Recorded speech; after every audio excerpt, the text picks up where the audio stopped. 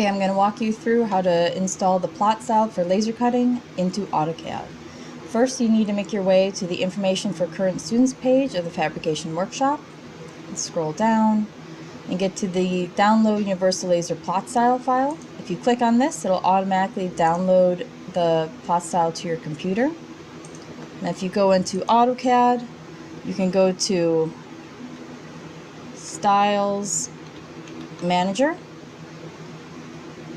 This will open the folder with the plot styles for AutoCAD.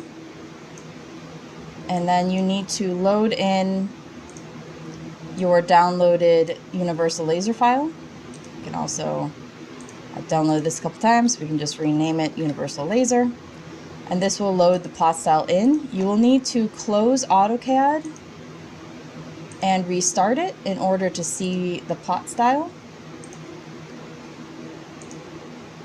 So if we open this again, now we'll be able to see this pop up in our print.